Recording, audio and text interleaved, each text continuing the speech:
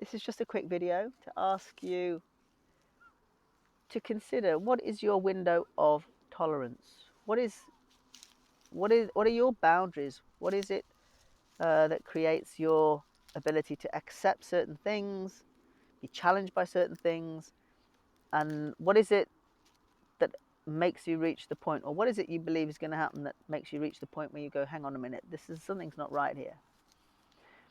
So this is not a challenge to a paradigm. This is not, I don't spend my time trying to convince people of my beliefs. I'm just sharing them, and I'm sharing them from my experience, and I'm okay if you don't see things the way I do. What's more interesting is that the uprising, if you want to call it that, is from the people who are not in my paradigm but are actually still in the narrative of what's going on. There is an increasing amount of people whose window of tolerance is really being challenged. Doctors, uh, MPs, scientists, virologists, microbiologists, researchers, people who still believe things work in a certain way, but are starting to realize that something doesn't feel right, and this doesn't feel good. Now, I'm not going to enter into conspiracy theories. All I'm saying is, what would it take? What is your window of tolerance? What is it where you say, well, this is okay. Well, I don't really agree with that, but it's still okay. We're doing our best. Well, I don't agree with that, and I do, and this is I'm towing the line. I'm doing what I'm told. I'm doing what I'm told.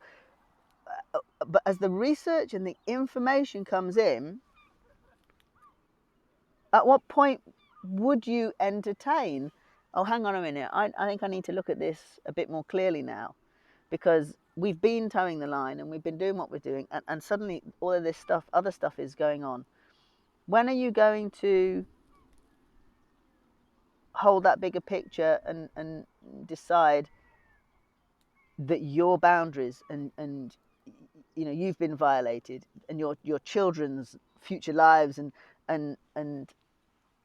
your liberties are being violated? I'm really interested to understand that, really. And this is not, I'm not trying to create an uprising or a I'm really quite honestly curious, especially those really intelligent people that seem to think that by me sharing my views and me suggesting that there are other ways to see this, that is somehow a threat to life, and dangerous. That is the most weirdest and bizarrest arrogance that I still can't quite get my head around. The kind of daring to suggest that when people think for themselves, the poor stupid little people, because they haven't got a doctor's certificate, don't know what's going on. We've got fucking common sense, right? We've got, you don't have to have a degree or a master's to be able to go, hang on a minute, that doesn't seem to add up. What's that about? And to take information and say, well, yeah, but that seems like a trusted source, but so does that. And why am I trusting that source over that source? Just because that one's actually got control of me and this one is challenging that control. I'm very curious.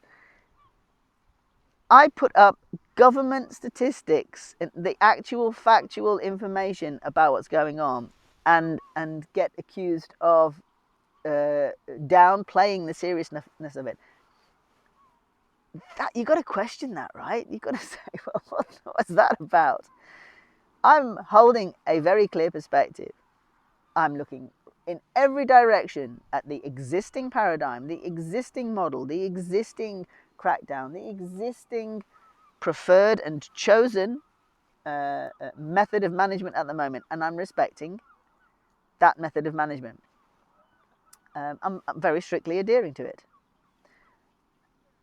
And yet, I am continuing my research and continuing to find other pieces of information, other respected people who are voicing their opinion now. Voicing, it would appear, at the cost of their livelihoods, their reputations and jobs. And you've got to ask, why is that happening? Why is that happening?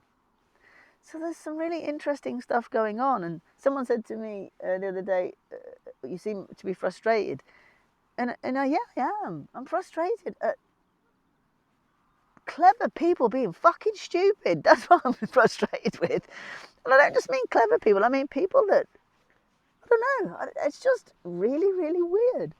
The arrogance of the fearful who say, "I'm not fearful. I'm just saying you need to not say these things and be careful because you're being dangerous."